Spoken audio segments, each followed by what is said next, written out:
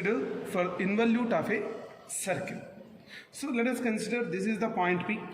From this point the thread is unwounded. Thread is going to be unwounded. So once if it is unwounded, the next contact point is going to be this. So we have to assume it as 1, 2, 3, 4, 5, 6, 7, 8, 9, 10.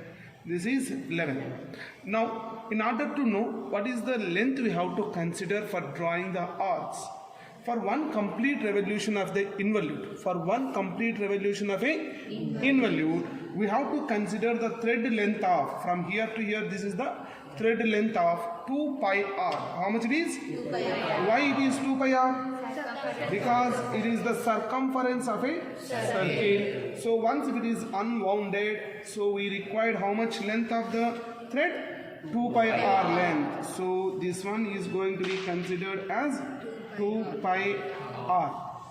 Now the circle is divided into how many parts?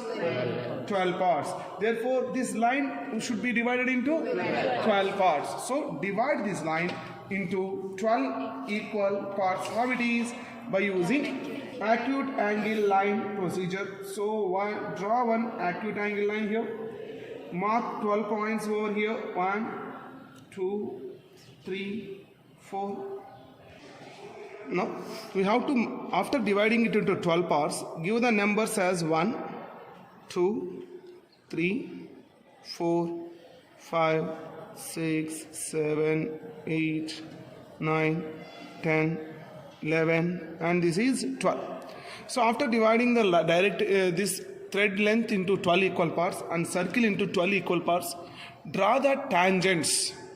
Draw the tangents at the points on the circle. So at 1 we have to draw the tangent. At 2, 3, 4, on all these points we have to draw the tangents to it. How it is? Very simple. Make one drafter leg as coincide with 1, 7.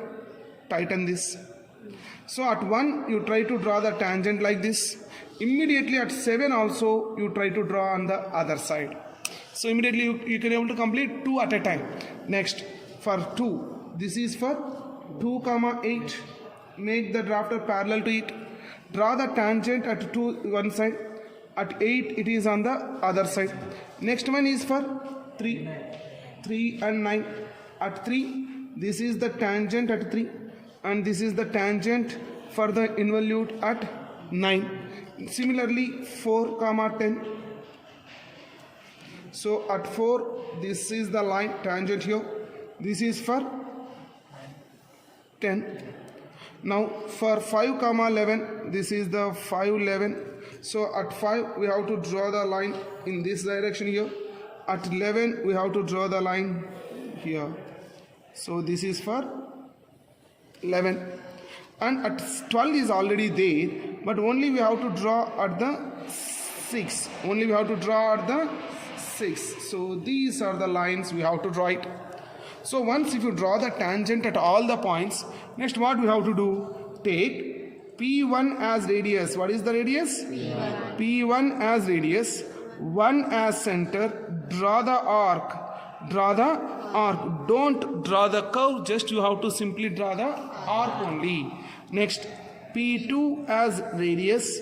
P2 as radius, 2 as center. We should draw the arc on the second tangent. Next, P3 as radius, P3 as center. Draw the arc on the third radius. Like this we have to draw the arcs for all the points. After getting all these points, this is 1, 2, 3, 4, 5, 6, 7, 8, 9, 10, 11, 12. We have to join all these as a smooth curve. We have to lightly draw the curve first. Then automatically you can able to, if you join all these as a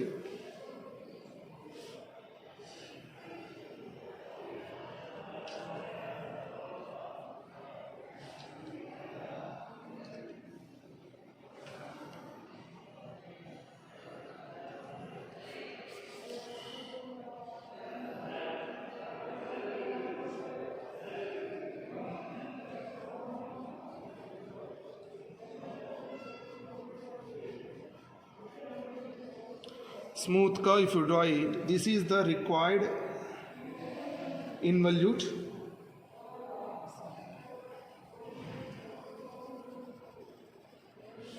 for a circle.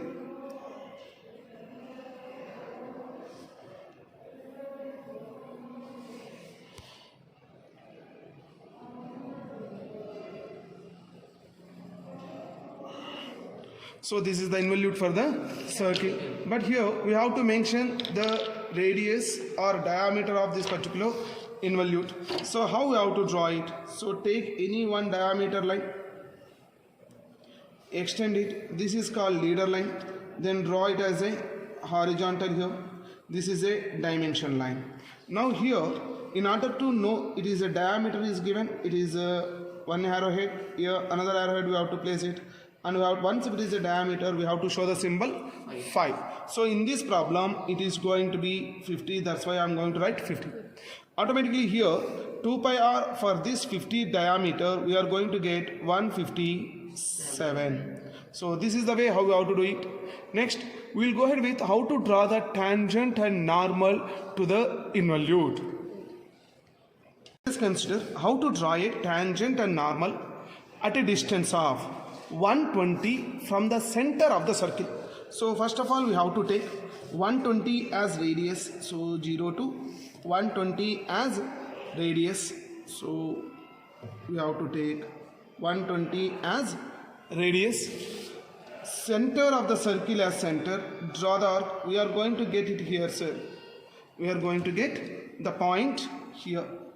We have to how to draw the tangent and normal to the curve at this particular point P.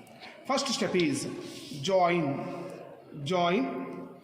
P with the center C. Join CP.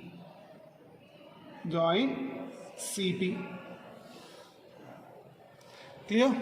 Now, so find out the midpoint of it. For this, there is no need to go ahead with the bisection.